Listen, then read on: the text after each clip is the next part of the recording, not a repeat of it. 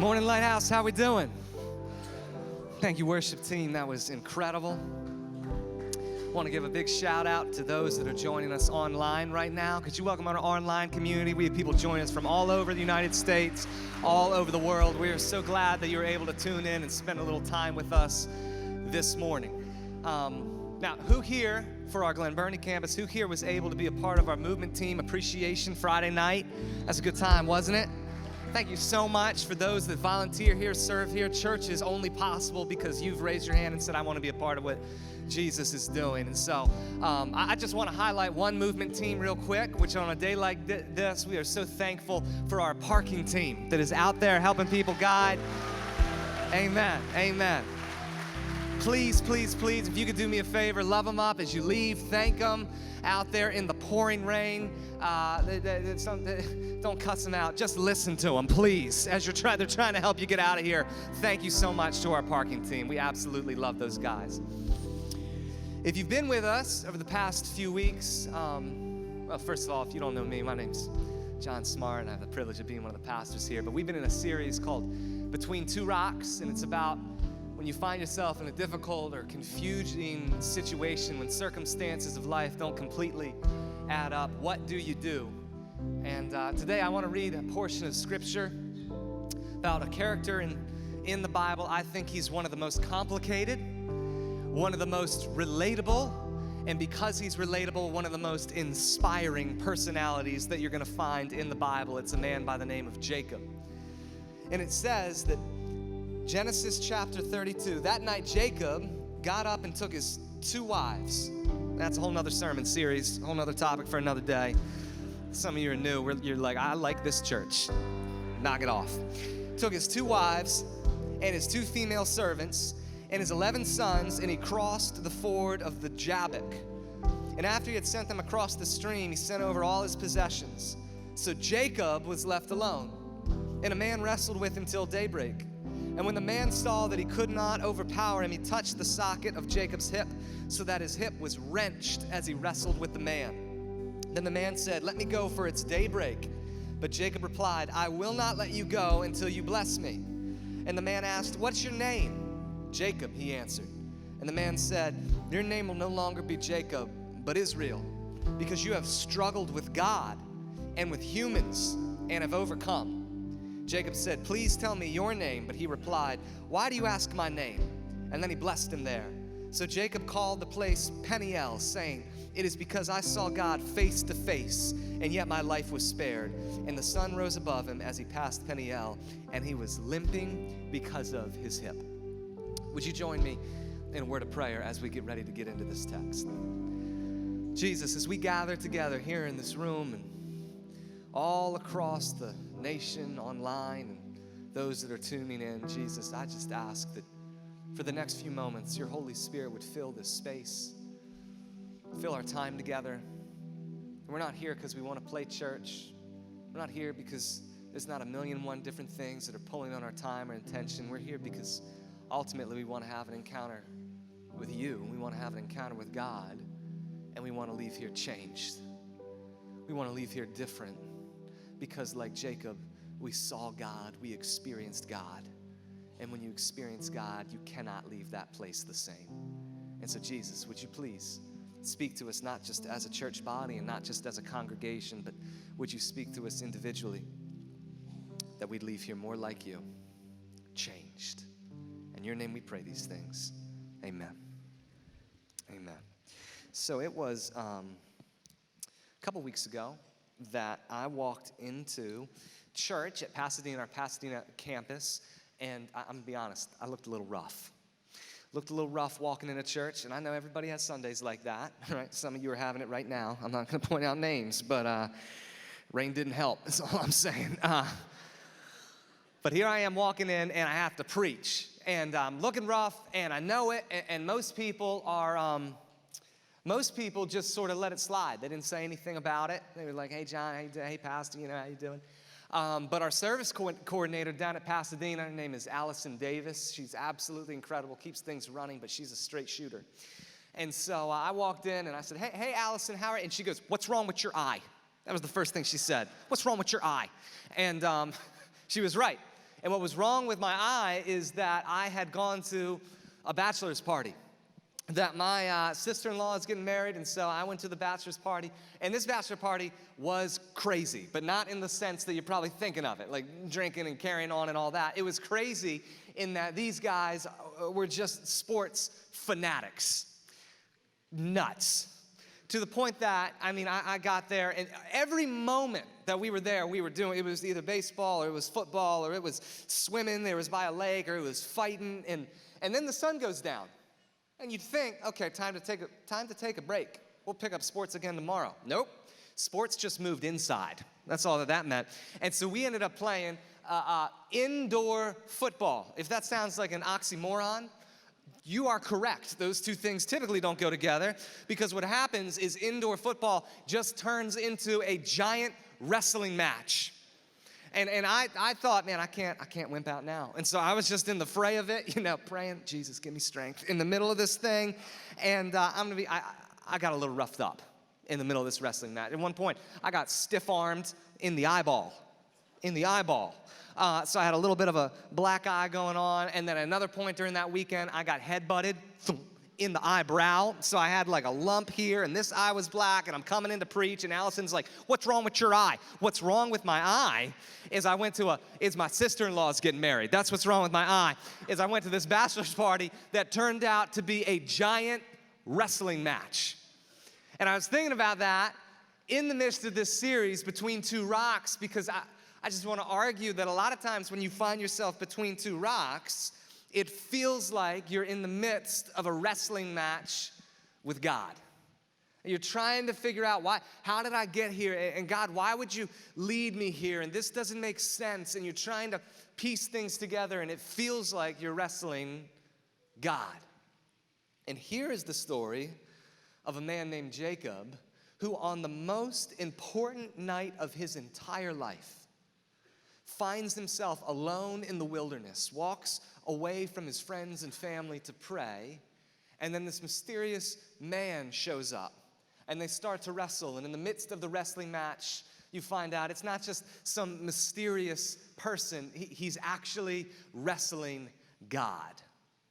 Now, this is that portion of scripture we just read. That is the culmination and the climax of the life of Jacob. In my opinion, I think it's one of the most powerful portions in all of scripture.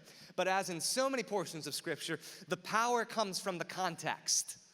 That if I was to ask you, what's the most powerful event, the most powerful conversation, the most powerful place you've ever been, it's probably not just going to be a one-sentence answer. Most likely there's going to be some context as to why that was so powerful an experience for you. And the same is true for Jacob. That for Jacob, this was not the first time he wrestled.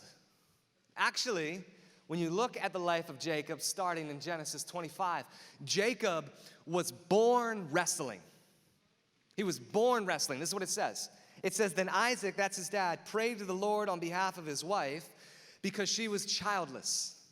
And the Lord answered his prayer, and his wife Rebekah became pregnant. Careful what you pray for, because sometimes you get it. The babies jostled each other within her, and she said, why is this happening to me? I know there's women in this room that have been pregnant, and every pregnancy comes with that moment. Why is this happening to me? And if your husband at that moment tries to answer that question, he's probably not around anymore. So she went and inquired of the Lord. And the Lord said, 2 nations are in your womb. These are leaders. These are men nations are gonna come from their descendants. And 2 peoples from within you will be separated. One people will be stronger than the other, and the older will serve the younger. And when the time came for her to give birth, there were twin boys in her womb. And the first to come out was red, and his whole body was like a hairy garment. So they named him Esau. Esau means red. Let me just say, it was rough being named in Bible times. You just came out as a baby looking a little red. You're red for the whole rest of your life. Stamped. I know when my boys were born, they were rough looking. I can't imagine we'd name them, like, what's your name? Big Head? That'd be their name for the rest of their life. After this, there's one more. His brother came out. And with his hand, he was grasping Esau's heel, so that he was named Jacob. Isaac was 60 years old when Rebekah gave birth to him. Jacob literally means grasper or grappler or wrestler. And specifically in Hebrew, the idiom of grabbing someone's heel meant that you were a deceiver. And so right there at the beginning, at the outset of his life, his brothers stamped red, and he stamped wrestler, heel grabber, deceiver. Now what's going to happen is as these boys grow, they really couldn't be more different. I mean, Esau, as he grows up, old Red, he becomes a hunter. He becomes an outdoorsman. He becomes just a man of the woods, a man of the fields. I mean, to be honest, what else are you going to do if you're big and red and hairy? Like, what are you going to be a bank teller? Like, his career options are kind of limited. And so he's out there. His name is Red. He's a hunter. That's his thing. Jacob, on the other hand, it says that Esau was a man of the fields. Jacob was a man of the tents. That means he liked to stay home. He liked to stay home and help mommy in the kitchen. He was her little kitchen helper. Need to find a little paprika. Here's the paprika, mommy. That was Jacob. And so as they grew, man, this actually becomes unhealthy because Dad, Isaac, loves Esau. He's the man's man. He's hunting. He's in the fields. Mom loves Jacob, right? They're whisking together and making souffles, and they just couldn't be more different. And it becomes extremely dysfunctional and unhealthy because the parents favor each their favorite son. And this all comes to a head in Genesis 27, where Isaac, he's very old, he's advanced in years, and he's lost his eyesight, and he thinks it's about time for him to die. And so he calls Esau, he calls his favorite son, he calls his man's man, he calls him in, he says, hey, Esau, he said, I'm getting ready to die, and what I want you to do is go out into the fields. That's what I love about you. You're such a good hunter. Go out and get me some wild game and cook it just the way I like it, and then bring it to me to eat. And when you do, I'm going to give you my blessing. Now, that might not sound like a lot to us, but in that culture, this was a huge deal. The blessing, it's where the father would take his right hand and put it on the head of his oldest son, and he would pray. And in that prayer, really what he was saying is, you're getting your inheritance, and the inheritance of the firstborn was much more than the inheritance of anyone else. He says, and I'm giving the favor that God has shown me, I'm giving it to you. I'm passing the leadership of the family. It was a huge deal. He says, hey, go get that wild game, cook it just the way I like it, bring it back, and I'm going to put my hand on your head, and I'm going to give you the blessing. And Esau leaves. But Mom is on the other side of the door. And Mom hears all this, and she tells Jacob, right? Probably in the middle of sauteing something, and Mom says, this is what we're going to do. Your dad's about to give Esau the blessing. You're going to go out back, and you're going to get one of those goats that we have, and I'm going to cook it just the way your dad likes it. And then you're going to put on Esau's clothes so you smell like him. Then you're going to go in, and you're going to get the blessing. And Jacob actually says, but what if he comes near? What if he touches me? He says, because Esau is a hairy man, but I'm a smooth man. That's what he says. And she says, we're going to use the goat skins.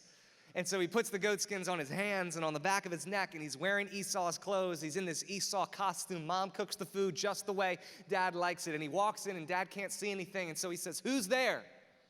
He says, who's there? And Scripture records, Jacob said to his father, I'm Esau, your firstborn, and I have done as you told me.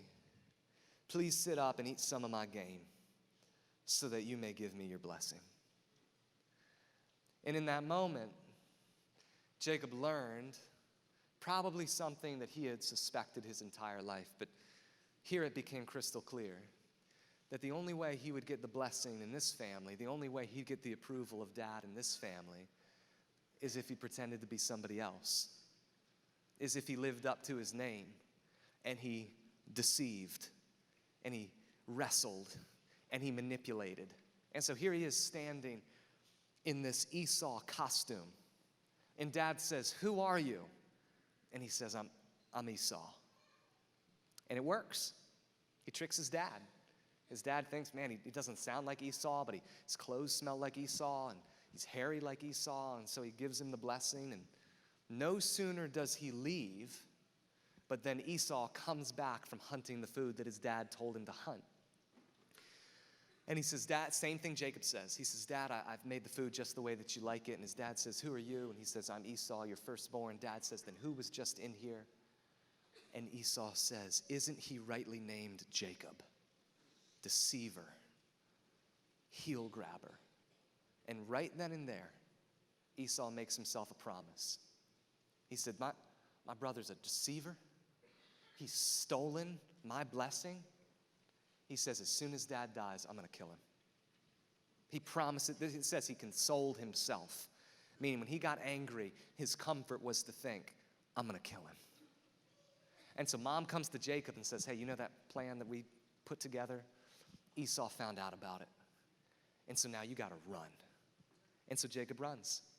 And he runs, he leaves his country, he leaves his hometown, he goes back to the land that Abraham's family first comes from. And as he's literally running for his life, after stealing his brother's birthright, this is the prayer that he says on the way. Listen to this prayer. Listen to the heart behind this prayer. Then Jacob made a vow. Really, Jacob is trying to make a deal. Then Jacob made a vow, saying, if God will be with me, and will watch over me on this journey I am taking, and will give me food to eat and clothes to wear, so that I return safely to my father's household, then the Lord will be my God. And this stone that I have set up as a pillar for God's house will be God's house. And, listen, just to sweeten the deal, and of all that you give me, I'll give you a tenth. Listen to Jacob is treating God the same way that he's treated everybody his whole life. What's the angle I can take? How can I leverage this? How can I wrestle my way through this? How can I manipulate this? And so he comes to God and says, I've got a list of conditions that if you take care of me, give me food, clothe me, watch over me, and then help me come back home, then you'll have the prestigious dignity of being my God. Meanwhile, he's a fugitive. He's like, you can be my God if you meet these. And then he says, and of everything you give me, I'm going to give you back a tenth. As if God's looking at his ledger like, man, I hope he pitches in, because honestly, angels, I don't know how we're going to have to make this work. I'm going to have to make some layoffs. And Jacob says, if you do this, then you'll be my God, and I'll give you. He's just treating God like a business transaction. He's treating God like a means to an end. How can I leverage God to get what I want? And so he runs. And he runs back to Abraham's hometown. And it's at this point that all his deceiving and all his wrestling and all his heel grabbing starts to catch up to him. Because it's in this land that he sees this beautiful woman named Rachel. And it turns out that her father is a man by the name of Laban. And he's a distant relative of Jacob's, which in that day and age was good because it meant this was a family that you could trust. And Jacob fell head over heels in love with Rachel. And he goes to Laban and he says, what do I have to do to earn your daughter? And Laban says, if you work for me for 7 years, then you can marry Rachel. Now Laban had 2 daughters. He had an older daughter named Leah and a younger daughter named Rachel. And the Bible says that Rachel was lovely in form and beautiful. It says that Leah had weak eyes. That is a euphemism. That is the Bible's way of saying Leah had a great personality. And be like, how'd the date go? Well, homegirl got weak eyes. Rachel is lovely in form. Leah has weak eyes. But he's so head over heels in love with Rachel. It says that those 7 years that he's working and striving, it was like a day. And finally the wedding day comes. After all this work, all this preparation, and Jacob can't believe he's finally made it. It's going to be incredible. Rachel shows up. She's all veiled. And man, the wedding is amazing. They go on the honeymoon. It must have been very dark because the next morning he wakes up and it's Leah. It's old weak eyes. And Jacob goes to Laban and says, what's the deal? And Laban says, you can't marry off the younger daughter before the older daughter, but hey, here's the thing, no hard feelings. If you work for me another 7 years, then you can have Rachel too. That's how he ended up with 2 wives. And so the deceiver gets deceived. Now, all his actions are starting to catch up with him. And maybe you'd think, well, here's where Jacob would learn his lesson. No, actually, at this point, he starts to work for his father-in-law, and he finds ways to manipulate and to steal and to take from his father-in-law's herds and his flocks and his wealth. And what happens is his father-in-law's herds get smaller and smaller, but Jacob's get bigger and bigger, and eventually this becomes this big, dramatic problem. It erupts. People are fighting. Jacob runs for his life again. He's always running. Laban hunts him down. It's this explosive interaction, and at the end of the day, Jacob knows, well, I can't go back there. And it's right around this time that God speaks to Jacob. It says, then the Lord said to Jacob, return to the land of your fathers and to your family, and I'll be with you. What's Jacob supposed to do? He can't go back to Laban. He's burned that bridge. He can't go work for his father-in-law. And now God's saying it's time to go back home. At this point in Jacob's story, it's been 20 years since he went back home. 20 years since he stole Esau's blessing. And so he thinks, well, maybe he's calmed down, maybe he's cooled off. And so he goes towards his home country and he sends out these messengers. And one of those messengers runs into Esau. One of these messengers, Esau sees him and says, hey, what are you doing? He says, well, Jacob's coming back to his homeland. And then that messenger comes back to Jacob and says, I saw Esau. He said, he's coming to meet you with 400 men. That's an army. He says, Esau knows you're coming home. You can't go back to Laban. Esau's coming to you. He's got 400 men. And by the way, the last time you saw Esau, he was comforting himself on the promise that he was going to kill you. And so this is a moment of crisis in Jacob's life. I mean, what else is he going to do? Where's he going to go? He's trying to figure out, what is Esau going to do when he meets me with those 400 men? Is he going to kill me? Is he going to kill my family? Is he going to enslave all of this? I stole his birthright, and man, we haven't seen each other now for 20 years. What is Esau going to do? And so he sends all his kids and his family and his possessions over this stream called the Jabbok, and he's left by himself one night. And he knows tomorrow morning Esau is going to get here, and I have no idea what he's going to do. He's probably going to kill me when I see him. And it's in the midst of that situation that a man comes to wrestle with Jacob. Actually, in the Hebrew, you don't see this in the English, but in the Hebrew it says, a man came to Jacob with him. A man came to wrestle with the wrestler. And he starts this wrestling match, not really sure who he's wrestling, and then he figures out in the middle of the wrestling match, it's God.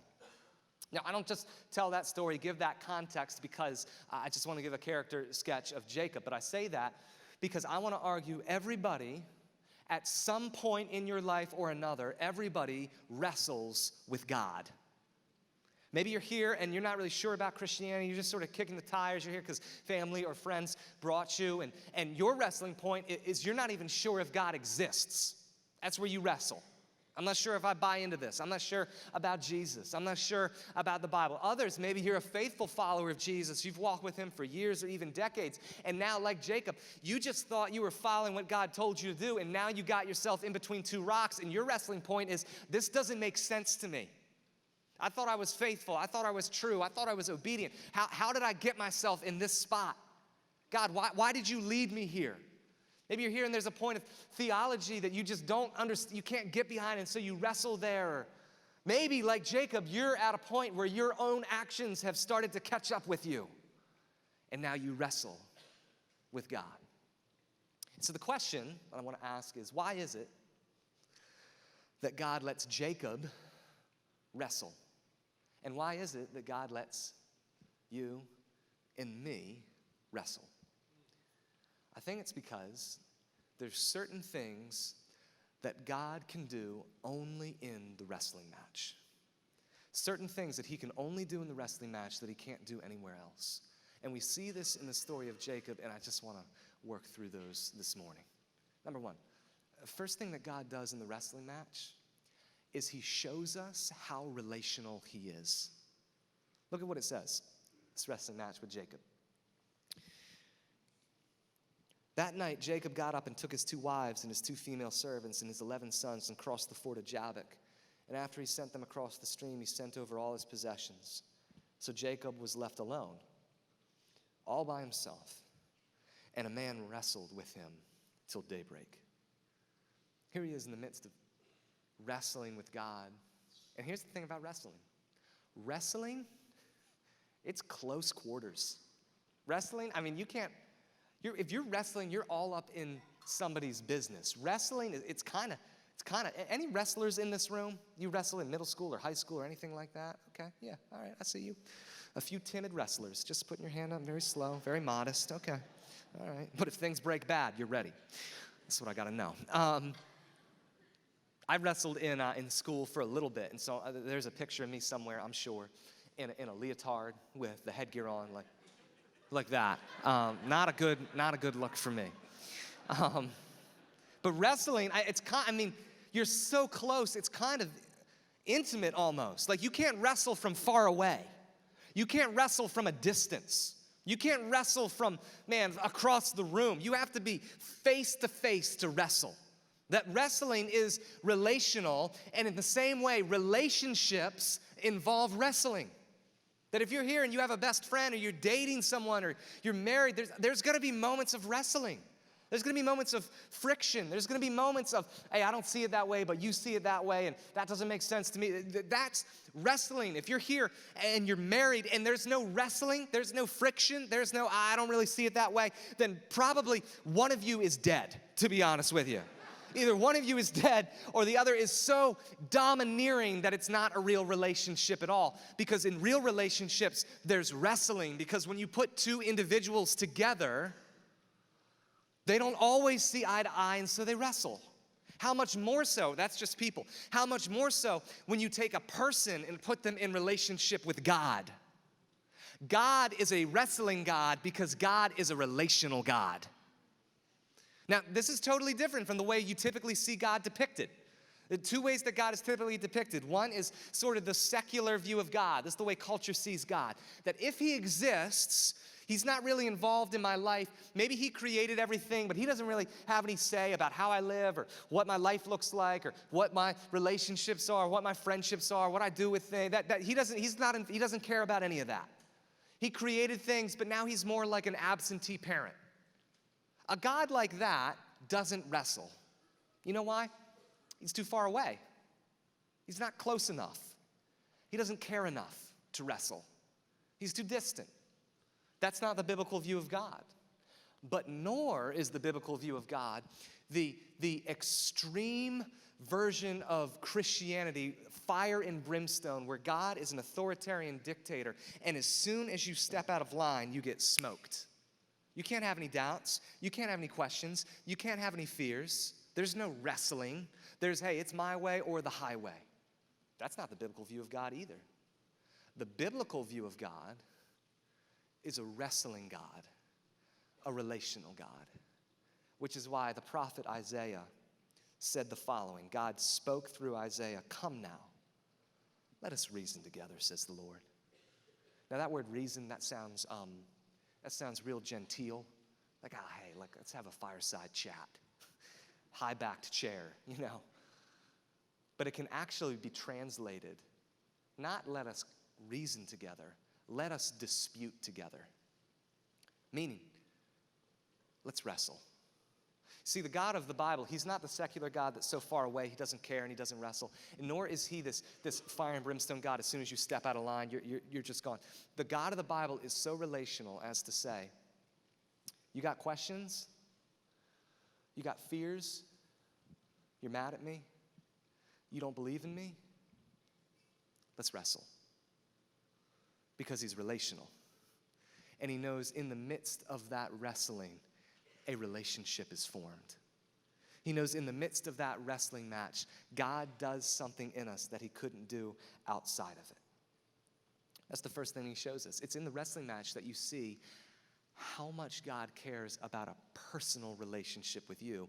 And in that relationship, the second thing that we see is God shows us how big he is. It's in the wrestling match that we see how big God is. This is what it says about Jacob.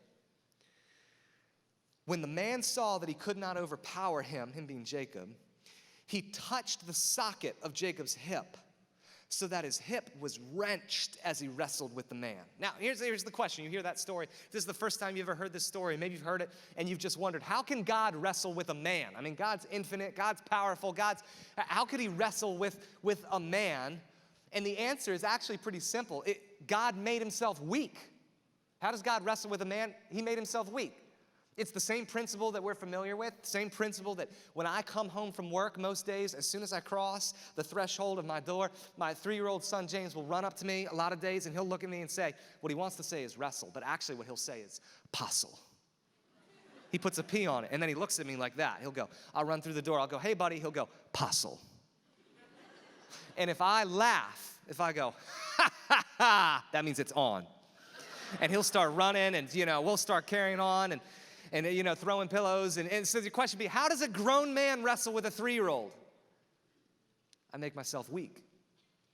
I'll get down on my hands and knees, or I'll get down on my back, and then we'll puzzle. Then we'll wrestle right here. And we'll throw pillows and go back and forth, and he loves it. Now here's the thing. At any point, I could end that wrestling match.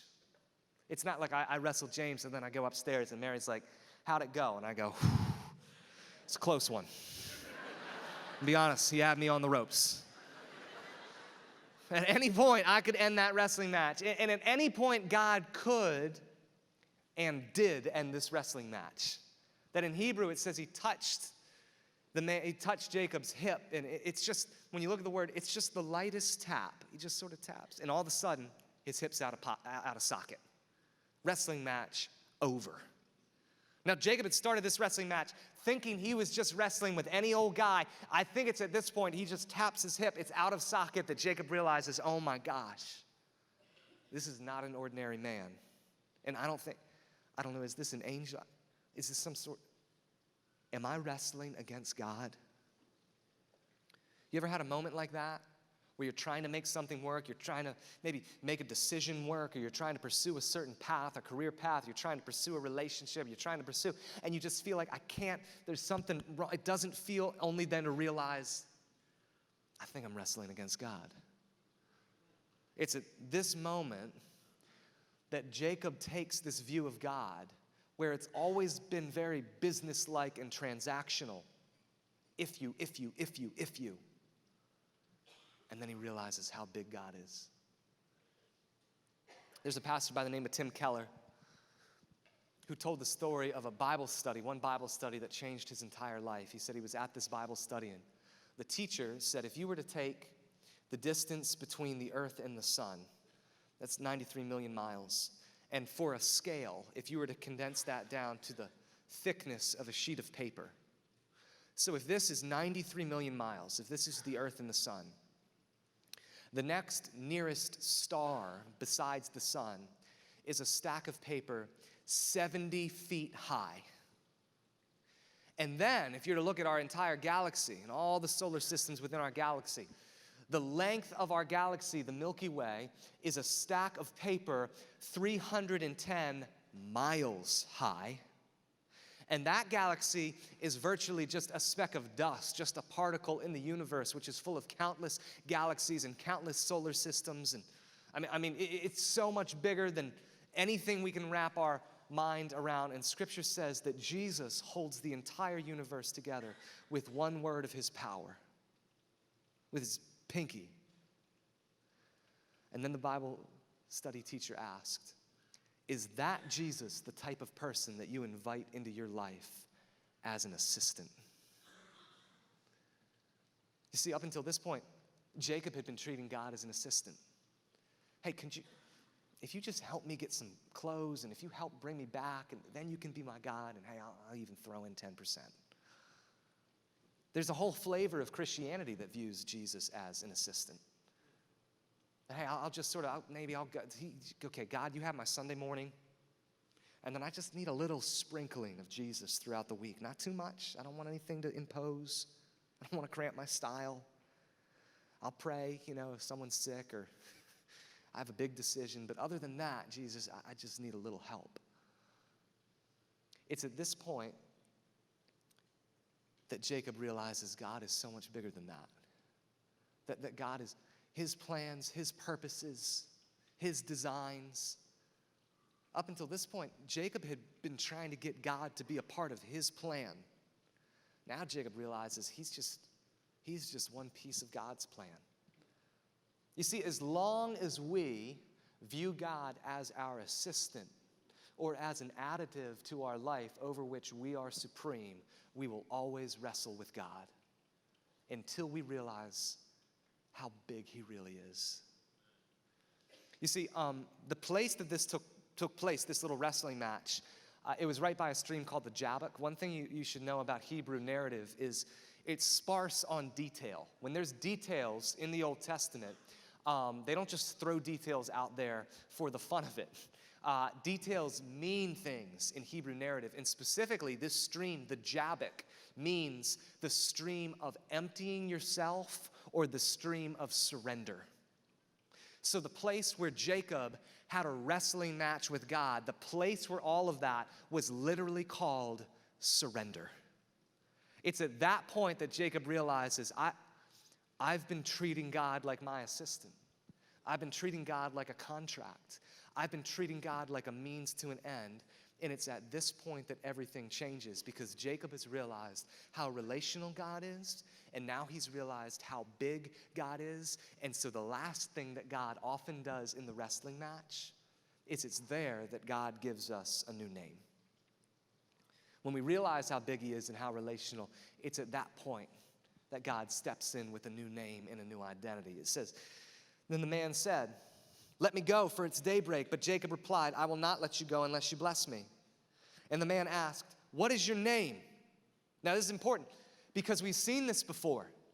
We've seen it. Remember, Dad asked him, what is your name? And at that point, he was wearing his Esau costume. He was pretending to be his older brother. He's wearing his clothes, and he's got goat skin on, and he's trying to talk like him, and he made food like him. And Dad says, what is your name? And he says, Esau, your firstborn. Now, God asks, what is your name? Jacob, he answered. I'm Jacob. I'm the heel grabber. I'm the deceiver. I'm the one who stole my brother's blessing. I'm the one who cheated my father-in-law. I'm Jacob. I'm the wrestler. No more tricks, no more smoke screen, no more pretending, no more lying. I'm Jacob. Then the man said, your name will no longer be Jacob, but Israel, because you have struggled with God and with humans and have overcome. Jacob said, please tell me your name. But he replied, why do you ask my name? And then he blessed him there. So Jacob called the place Peniel, saying, it is because I saw God face to face, and yet my life was spared. So the sun rose above him as he passed Peniel, and he was limping because of his hip. There's something about Jesus that he loves after you have an encounter with him to give you a new name. Jesus ran with a guy by the name of Simon. He was one of his disciples. And after a period of time, Jesus gave Simon a new name. He called him Peter. Peter, it means the rock. Jesus loves giving nicknames. There was a man in the New Testament called Saul. Saul hated Christianity. He hated the church. Christians literally died at his feet. He hated the message of the gospel so badly. And then something happened to Saul, and Saul started becoming a missionary and a herald of the very gospel that he tried to destroy. It's one of the greatest evidences of Jesus' resurrection. Something happened to this man, Saul. And after that radical conversion, God gave him a new name, Paul, the apostle. Then there was another two brothers, one by the name of James, one by the name of John, and their nickname when they started following Jesus is they were known as the Sons of Thunder. I don't even know what that means. Sounds like a motorcycle gang. But after running with Jesus for a while, Jesus gave John a new nickname. He became the one Jesus loved. He became the apostle of love, from son of thunder to apostle of love. Jesus, part of his thing is he loves to give you a new name and a new identity. And oftentimes the way he does it is the wrestling match. That wrestling matches, just know if you're in one right now, you've come out of one, or you're getting ready to go into one, wrestling matches often they're like cocoons. You cannot come out of them the same. You're either gonna come out of it stronger, you're gonna come out closer to God, or you're gonna come out of it weaker, but you cannot come out the same. You always come out different. And so Jacob enters this wrestling match, and his name is Jacob, wrestler, heel grabber, deceiver. And at the end, God gives him a new name. He says Israel. And Israel means struggles with God or triumphant with God. You can translate it both ways, and I think the meaning is both. He has struggled with God, nevertheless, he is triumphant with God. Now the question is, if you look at Jacob, if you just zoom out, here's a dude in the middle of the wilderness. His brother is probably coming to kill him tomorrow morning. He's wrestling, and he's wrestled all night. He's sent away all his possessions, all his family. He's totally by himself. And as he's wrestling, the man touches his hip. His hip is out of socket. So now, if Esau comes and tries to kill him, he can't even run. He's not wrestling. He's just there. And God looks at that guy and says, triumphant. How? How is Jacob triumphant in this moment? You know how? You know what prompted this name? Is as they're in the wrestling match, it says, but Jacob replied, I will not let you go unless you bless me. Jacob's whole thing now is his hip is out of socket. He's exhausted. He thinks his brother's going to kill him. But he is holding on to God for dear life. And God says, triumphant. You know that what's going to happen the next morning is Esau is going to meet him with his 400 guys, and actually he's going to forgive him. There's going to be a moment of reconciliation. There's going to be a moment of just the past being wiped away. And it's moving, and it's powerful. It's incredible. But even more incredible than that, I would argue, a bigger change just took place. That Jacob went from seeing God as a means to an end, if you, then to now he's holding on to God, and he said, I won't let go. God went from being a means to an end, that now Jacob has realized God is the end.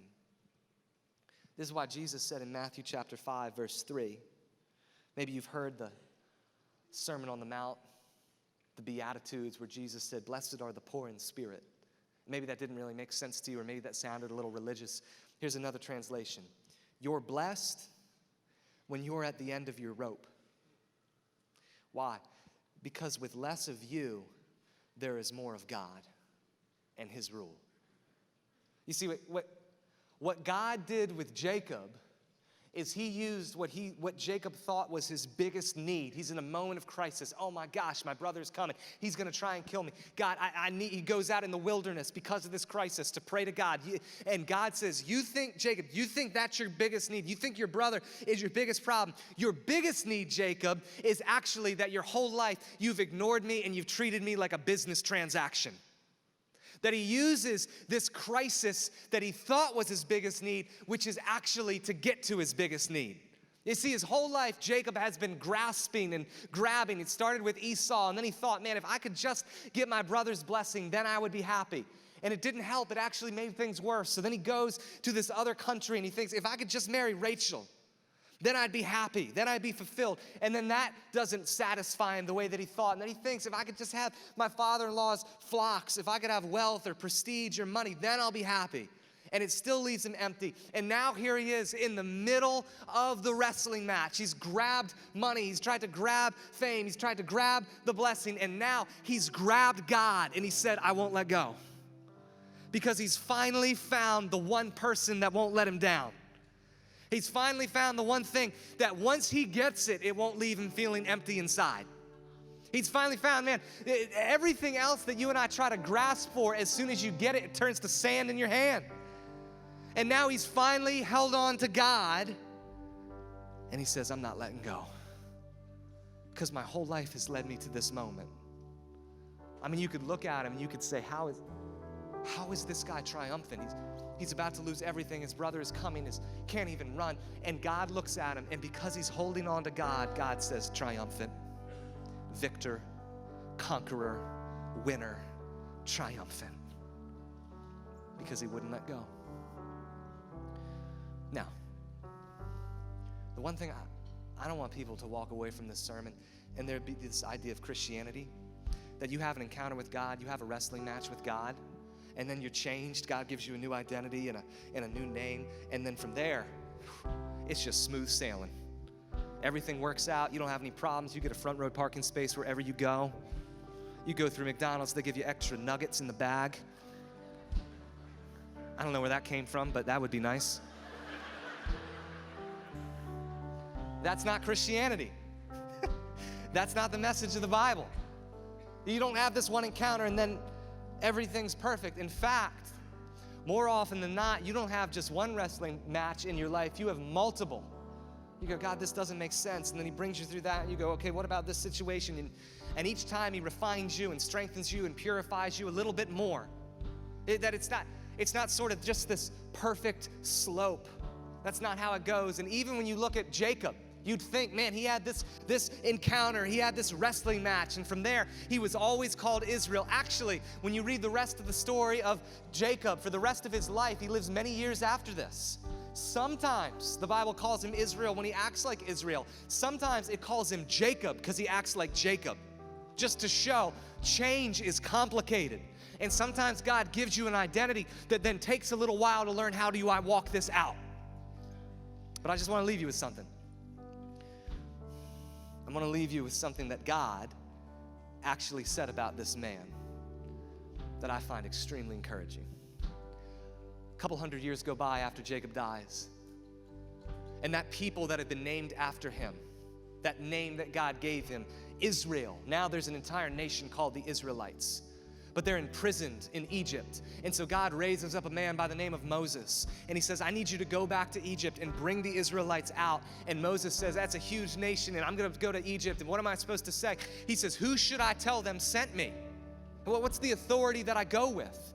What's the name that I should give people for the name of this God that's sending me to Egypt? And God says, you tell them that I am sent you.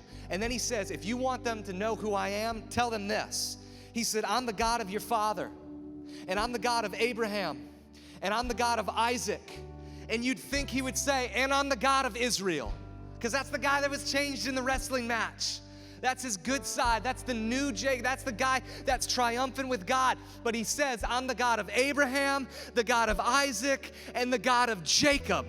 Now that's encouraging to me, because I know there's some days, man, I feel like Israel, and then there's other days I feel like Jacob.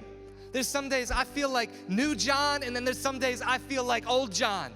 And the struggle is to feel like, man, God, how do you see this? What God says is, I'm the God of all of it. I'm the God of Israel, and I'm the God of Jacob, and I'm the God of everyone in between. I'm the God of the people that have questions. I'm the God of the people that haven't figured it all out. I'm the God of the wrestlers. I'm the God of the strugglers. I'm the God of your victory, and I'm the God of your defeat. I'm the God of Jacob.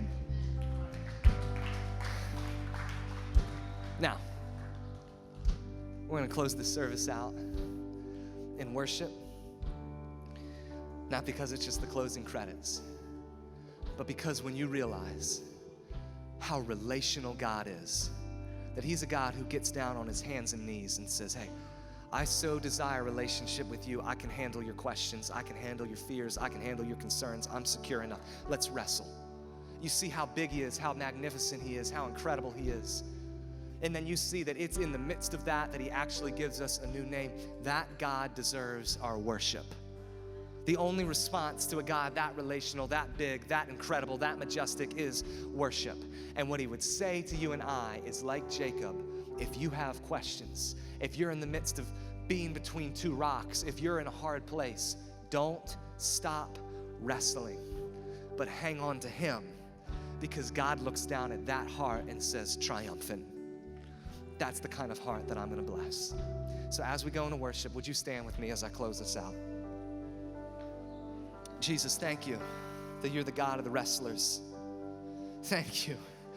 You're the God of the strugglers. Thank you that you give us a new name, but you're patient with us as we figure out how to walk it out. And so I pray, Jesus, for the Jacobs in this room, every single one of us, that, Lord, we'd realize how relational you are. In the midst of that, we'd see how big you are.